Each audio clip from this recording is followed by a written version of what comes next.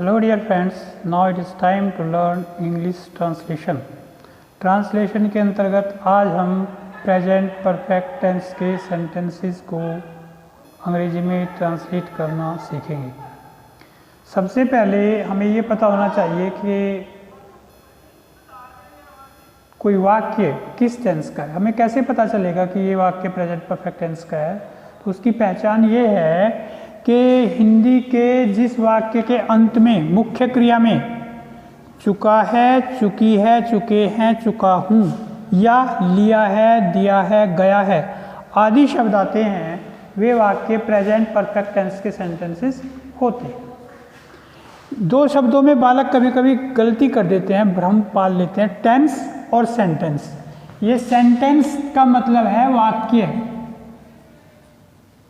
A sentence is a group of words which makes a complete sense। शब्दों का वह समूह जो एक पूर्ण भाव व्यक्त करता है वो सेंटेंस कहलाता है। और टेंस मीन्स काल, काल मतलब समय। टेंस जैसे अंग्रेजी में टेंस पढ़ाए जाते हैं, आप कोई verb to be tense, indefinite tense, continuous tense, perfect tense, perfect continuous tense, ये टेंस। तो इसको भली भांति समझिएगा। प्रेजेंट परफेक्ट टेंस का सेंटेंस कौन सा होगा? जिस हिंदी के जिस वाक्य के अंत में मुख्य क्रिया में, मुख्य क्रिया जैसे आना जाना, खाना पीना, लेना देना, ये शब्द जो हैं जिस शब्द से किसी कार्य का करना या होना पाया जाता है उस शब्द को क्रिया कहते हैं हिंदी में। अंग्रेजी में वर्ब कहते हैं। A verb is a saying और डूइंग वर्ड, यानी कुछ कार्य तो हम करते हैं और कुछ अपने आप होते हैं। तो जिससे करने का, जिस शब्द से किसी कार्य के करने का अथवा होने का बोध होता है वो शब्द क्रिया होता है। और उस शब्द में अगर अंत में लिया है, दिया है, गया है या चुका है, चुकी है, चुके हैं, चुका हूँ लगा हुआ है। जैसे सपोज करो लिखना शब्द है तो या तो है लिख लिया है या लिख चुका है, लिख चुकी है, लिख चुके हैं, लिख चुका हूँ। खाना है तो खा लिया है, पीना है तो पी लिया है, रखना है तो रख दिया है, आ गया है, चला गया है, सो गया है, समाप्त कर दिया है, खरीद लिया है, बेच दिया है या बेच चुका है, कर चुका है, खा चुका है, सो चुका है, जा चुका है। इस प्रकार से जब मुख्य क्रियाओं में चुका है, चुकी है, चुके हैं, चुका हूँ लगा हो या लिया है, दिया है, गया है लगा, तो आप समझ लीजिए भाई ये तो वाक्य जो है प्रेजेंट परफेक्ट टेंस का वाक्य है। फिर उसको अंग्रेजी में कैसे बदलें? उसकी दूसरी चीज़ याद रखो, उसकी सहायक क्रिया। प्रेजेंट परफेक्ट टेंस की सहायक क्रिया होती है हैज़ और हैव। एक वचन कर्ता के साथ हैज़ का प्रयोग करते हैं और बहुवचन कर्ता के साथ हैव का प्रयोग करते हैं। I, we, you, they, he, she, I, we, you, they और बहुवचन के साथ हैव का प्रयोग ही, शी, इट। किसी का नाम मोहन, सोहन, गोपाल या एक वचन करता हो, the boy, the girl, the student, the teacher, the doctor, एक वचन है। तो ही, सी, इट किसी का नाम हो या एक वचन के साथ हैज़ का प्रयोग करते हैं। और तीसरी चीज़ जो याद रखने की वो है नियम। पहली चीज़ पहचान याद रखिए, दूसरी सहायक क्रिया याद रखिए, तीसरा नियम याद रखिए। नियम बहुत आसान, अगर आप ये याद रखो SVO यानी पहले सब्जेक्ट फिर वर्ब फिर ऑब्जेक्ट। अब टेंस के अनुसार सहायक क्रिया का भी प्रयोग होता है। इसका नियम है पहले हम सब्जेक्ट लिखेंगे फिर हैज़ हैव सहायक क्रिया का प्रयोग करेंगे कर्ता के अनुसार। जैसे बताया आई, वी, यू, दे बहुवचन के साथ हैव, अगर कर्ता ही, शी, इट किसी का नाम या एक वचन है तो उसके साथ हैज़। और फिर वर्ब की थर्ड फॉर्म, जैसे गो मैंने जाना, गो, वेंट, गोन, गोन थर्ड है। तो परफेक्ट टेंस में हमेशा present perfect, past perfect, future perfect सब में वर्ब की थर्ड फॉर्म का प्रयोग होता है। हैज, हैव, हैड के साथ हमेशा वर्ब की थर्ड फॉर्म का प्रयोग होता है। लिखना है राइट, रोट, रिटन, तो रिटन थर्ड फॉर्म है तो इसमें थर्ड फॉर्म का प्रयोग होगा। सब्जेक्ट के अकॉर्डिंग हैज या हैव, फिर जो मुख्य क्रिया है यानी जो वर्ब है उसकी थर्ड फॉर्म, उसके बाद ऑब्जेक्ट और प्लस बाकी बचे जो बाद में लिखते हैं। एग्जाम्पल देखते हैं, ये है एफर्मेटिव सेंटेंस, मैंने अपना पाठ याद कर लिया है। या इसको ऐसे भी बोल सकते हैं, मैं अपना पाठ याद कर चुका हूँ या मैं अपना पाठ याद कर चुकी हूँ। तो चुका हूँ, चुकी हूँ या मैंने अपना पाठ याद कर लिया है, लिया है। याद करना ये मुख्य क्रिया है और इसमें लिया है जोड़ा गया है।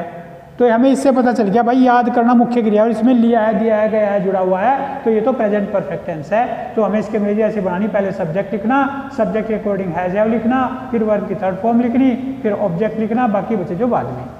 मैंने अपना पाठ याद कर लिया तो ऐसे लिखेंगे मैंने कर लिया है याद अपना पाठ, यानी वाक्य के अंत में आ याद कर लिया, तो याद करना ये मुख्य क्रिया है, इसमें लिया है, दिया है, ये सहायक है, सहायक क्रिया।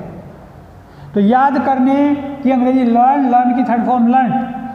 अब अगर हम इसमें याद कर लिया है तो इसमें सब्जेक्ट का पता करना है। इस वाक्य में मैंने अपना पाठ याद कर लिया, तो याद कर लिया जो वर्ब है उसमें कौन या किसने लगाओ। मैंने अपना पाठ याद कर लिया, किसने याद कर लिया? मैंने। तो मैंने जो है सब्जेक्ट है, मैंने की अंग्रेजी आई, तो पहले ही सब्जेक्ट लिखा जाएगा आई के साथ क्या लगेगा? हैज या हैव।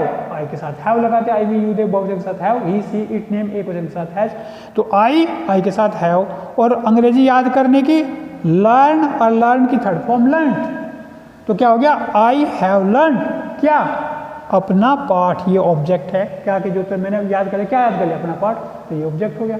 तो ऐसे लिखे मैंने याद कर लिया है अपना पाठ। तो I have learn my lesson. तो ये लिख दिया I have learn my lesson. ये एफर्मेटिव सेंटेंस हो गया। मान लो इसको निगेटिव में बदलना, तो इसमें नहीं और लग जाएगा। मैंने अपना पाठ याद नहीं किया है, मैंने अपना पाठ याद नहीं किया है। तो हैज हैव के बाद नोट लग जाएगा, वर्ब की थर्ड फॉर्म से पहले नोट लगेगा। तो क्या हो जाएगा? जैसे ये था I have learned my lesson, तो I have not learned my lesson.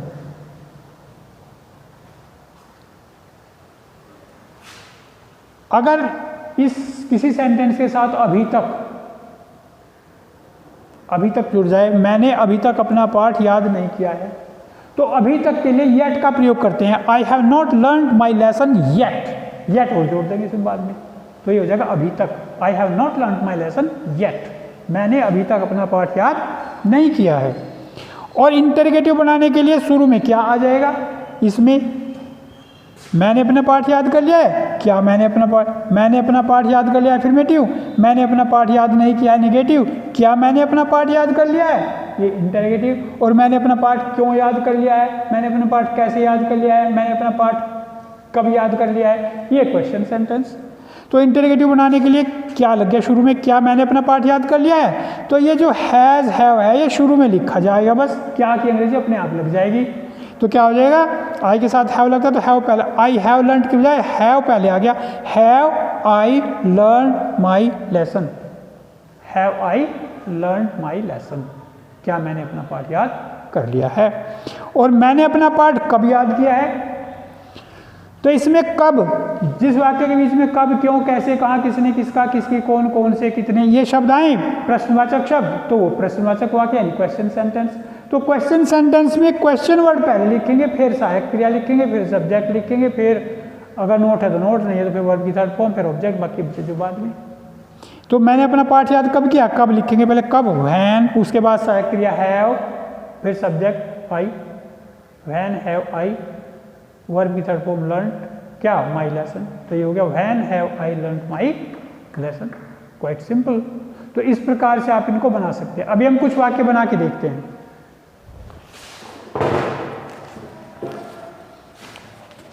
ये पुस्तक है न्यू स्टाइल इंग्लिश ट्रांसलेशन की।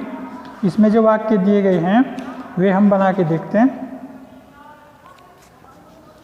पहले इसमें अंग्रेजी के वाक्य दिए, उनकी हिंदी बनाएंगे। ये है my friend has completed his work in time.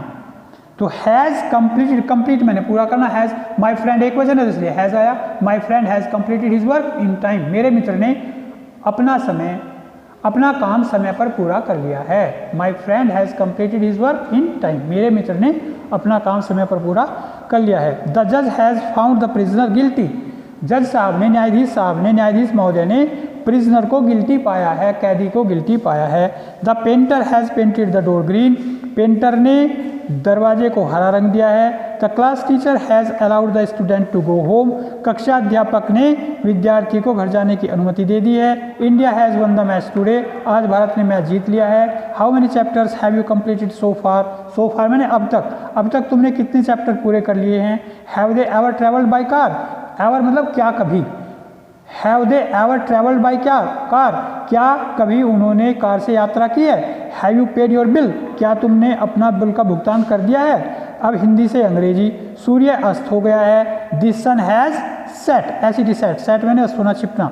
Master साहब कक्षा से चले गए हैं। The teacher has gone from the class, Ramu ने मेरे भाई की सहायता की है। Ramu has helped my brother, Ramu has helped my brother, शत्रु ने नगर को घेर लिया है। The enemy has surrounded the city, मुझे मेरे मित्रों ने बहुत परेशान किया है। My friends has teased me so much, ये निगेटिव सेंटेंसेज हैं। रितु ने अभी तक लाल किला नहीं देखा है। Ritu has not seen the red fort yet, Ritu has not seen the red fort yet, चांद अभी तक अस्त नहीं हुआ है। The moon has not set yet, तुम्हारा नौकर अभी तक नहीं जागा है।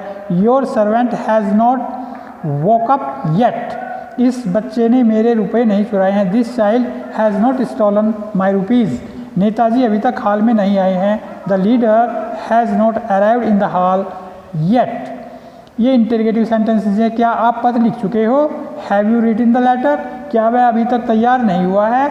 Has he not got ready so far, या has he not got ready yet, तुमने ऐसा अपमानजनक पत्र क्यों लिखा है। Why have you written such an insulting letter, why have you written such an insulting letter, वह इस परीक्षा में किस प्रकार पास हुई है।